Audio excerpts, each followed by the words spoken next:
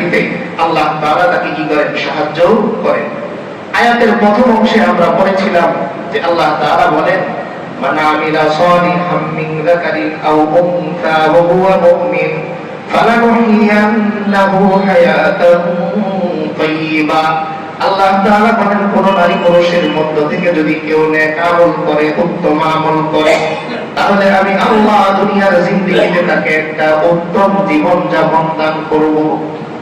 তার মানে আমার স্বাস্থ্য ভালো রাখার জন্যও আমল করা লাগবে, আমার টাকা পয়সার হেফাজতের জন্যও কি করা লাগবে? আমল করা লাগবে।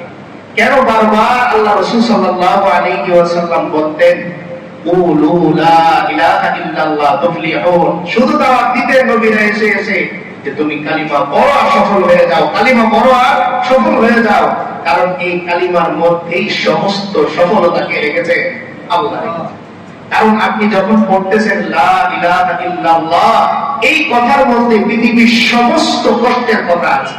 তার মানে আল্লাহ, আমার আপন কেউ নেই আপনি ছাড়া, আমার হেফাজতকারী কেউ নেই আপনি ছাড়া, আমার কোনো বন্ধু নেই আপনি ছাড়া, আমার কোনো অভিভাবক নেই আপনি ছাড়া, আমাকে রিজিক দেওয়ালা কেউ নেই আপনি ছাড়া, আমাকে ভালোবাসার মতন কেউ নেই আপনি ছাড়া।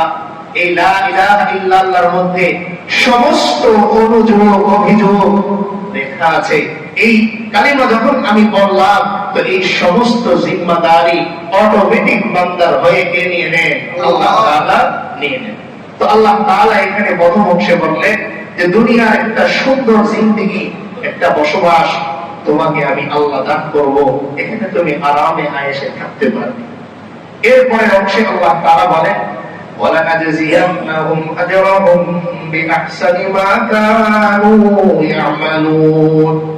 আল্লাহ তাআলা বলতেছেন যে বান্দা, দুনিয়াতে আমি আল্লাহ এতটা প্রকাশ করি না, দুনিয়াতে এতটা প্রকাশ করি না।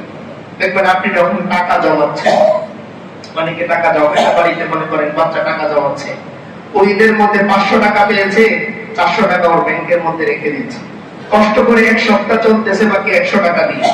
কিন্তু বলেন তো, 1 বছর পর যখন এই ছেলে আর যে 1 টাকাও জমায়নি, দুইজন একসাথে হবে, তখন যিনি প্রত্যেক সপ্তাহে 400 করে জমাতেন তার অর্জন কত, আর যিনি প্রতি সপ্তাহে যা পেতেন তাই খরচ করে ফেলতেন তার জমা কত মিলবে? আকাশ পাতাল ব্যবধান হবে, আকাশ পাতাল ব্যবধান।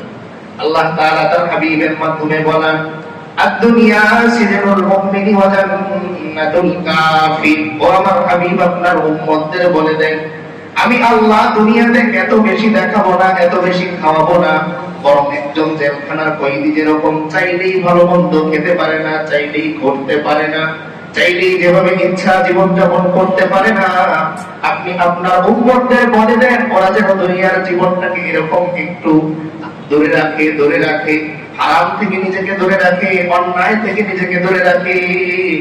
আর যেদিন এই জেলখানা থেকে মৃত্যুর মাধ্যমে আমি আল্লাহ তাকে মুক্তি দান করব, ওই দিন আমি আল্লাহ তার জন্য জমানো সমস্ত নেক আমলের সওয়াবগুলো তাকে বুঝিয়ে দিব।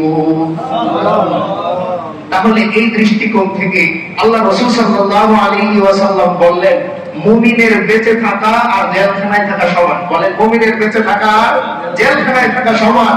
মুমিনের মৃত্যু হচ্ছে তার জন্য হাদিয়া। এটাই আল্লাহ রাসূল সাল্লাল্লাহু আলাইহি ওয়াসাল্লাম এক হাদিসে বলেছেন, তুহফাতুল মুমিনি আল মাউত। মুমিনের হাদিয়া, মুমিনের সবচেয়ে বড় উপঢৌকন হচ্ছে মৃত্যু। কারণ মৃত্যুর মাধ্যমে সে দুনিয়ার জেল থেকে মুক্ত হয়ে আল্লাহর কাছে সে জান্নাতের মেহমান হয়ে যায়। সুবহানাল্লাহ। কিন্তু আমি তো বেঁচে থাকার জন্যই নিজেকে কেবল গড়ে তুলতেছি, নিজের ফিটনেস ঠিক রাখি, খাবার কম খাই, আরেকটু শক্তিশালী থাকার জন্য। ভালো এটা, কিন্তু এটা যেন বেঁচে থাকার লড়াই না হয়। মুমিনের কখনো বেঁচে থাকার লড়াই হতে পারে না। মুমিনের লড়াই হবে কিভাবে আল্লাহর সন্তুষ্টি অর্জন করা যায়, মুমিনের লড়াই হবে কিভাবে জাহান্নাম থেকে নিজেকে বাঁচানো যায়, মুমিনের লড়াই হবে কিভাবে নিজেকে জান্নাতি বানানো যায়। মুমিনের লড়াই কি? আল্লাহর সন্তুষ্টি অর্জন করা। কিন্তু সেই প্রতিযোগিতা থেকেই আমি নিজেকে পেছনে নিয়ে এসেছি। তাই আল্লাহ তাআলা স্মরণ করিয়ে দেন, ওয়াসারিউ ইলা মাগফিরাতিম মির রাব্বিকুম ওয়া জান্নাতিন আরদুহাস সামাওয়াতু ওয়াল আরদ। আল্লাহ বলেন, ও দুনিয়ার বান্দা বান্দীরা, তুমি এমন প্রতিযোগিতার দিকে ছোট যার পুরস্কার খুবই সামান্য। দুনিয়ার একটা প্রতিযোগিতায় যদি তুমি ফার্স্ট ডিভিশন পাও, এমন কিছু পুরস্কার তোমাকে দেওয়া হয় যা শেষ হয়ে যায়। কিন্তু আমি আল্লাহ তোমাকে বলতেছি, তুমি এমন এক ক্ষমার দিকে, এমন এক জান্নাতের দিকে তুমি দৌড়াও, আমি আল্লাহ গ্যারান্টি দিচ্ছি যে জান্নাতের নিয়ামত কোনদিন তুমি শেষ করতে পারবে না। এমন এক পুরস্কার কি করবেন আল্লাহ তাআলা বুঝিয়ে দিবেন। কিন্তু আমার সামনে যদি দুনিয়ার প্রতিযোগিতা আসে, ধরেন এসএসসি পরীক্ষা চলতেছে, আগামীকাল সামনে পরীক্ষা, আর এদিকে আবার এশার নামাজ, দেখা যায় অনেক ক্ষেত্রেই আল্লাহ না করুক আমার কাছে ওই পরীক্ষাটাই বেশি গুরুত্ব পেয়ে যায়। অথচ আল্লাহ বলতেছেন ওয়াসারিউ ইলা মাগফিরাতিন মির রাব্বিকুম ওয়া জান্নাতিন আরদুহাস সামাওয়াতু ওয়াল আরদ।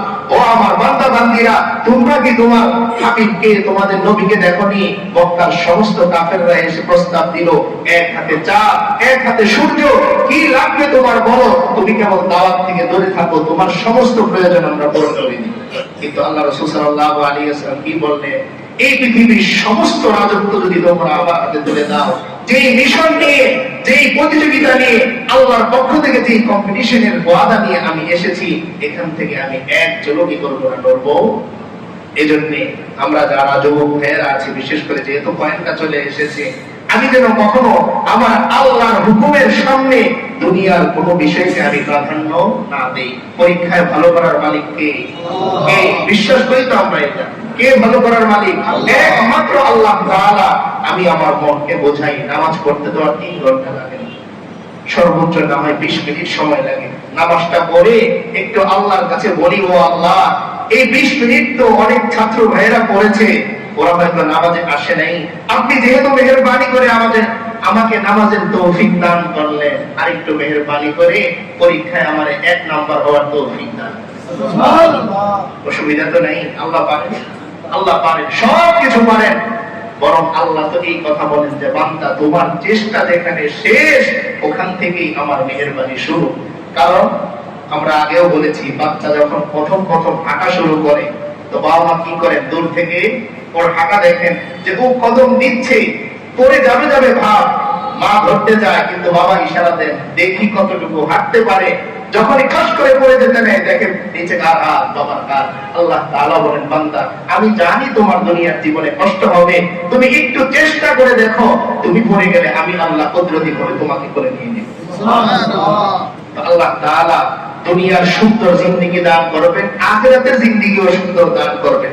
মৃত্যুটা কেমন হবে? মৃত্যু থেকেই শুরু করে দিচ্ছেন। আল্লাহ বলেন, ও বান্দা, পুরো জীবনটা তুমি কষ্ট করেছো, বৃষ্টি, রোদ, তাপ, ঝড়, ঝাপটা, কোনো কিছু তোমাকে নামাজ থেকে দূরে রাখতে পারে নাই। তুমি যে আমার জন্য এতটুকু করলে, আমি আল্লাহরও তো তোমার জন্য কিছু করণীয় আছে না? এক বন্ধু যখন আরেক বন্ধুর জন্য করে, তখন ওই বন্ধু তার জন্য কিছু করে। আল্লাহ তাআলা কোরআনে কারীমের মধ্যে বলেন যে বান্দা, তুমি যে দুনিয়ার জিন্দেগিতে আমার জন্য করবে, তো আমি আল্লাহ মৃত্যুর মুহূর্ত থেকেই তোমাকে আলাদা করে পুরস্কার আর গিফট বক্স দেয়া শুরু করব। আলাদা করে গিফট বক্স দেয়া শুরু করবেন। কি? আল্লাহ বলেন, ইন্নাল্লাযীনা ক্বালু রাব্বুনাল্লাহু থুম্মা ইসতাকামু তাতানাজ্জালু আলাইহিমুল মালাঈকাতু আল্লা তাখাফু ওয়া লা তাহজানু وأبشروا بالجنة التي كنتم توعدون। আল্লাহ তাআলা বলেন, যারা ঈমান আনার পর এই কথার উপর অটল থাকে, নেক আমল করে, সৎ আমল করে, যখন এই বান্দার মৃত্যুর সময় চলে আসে, এই বান্দা বেশ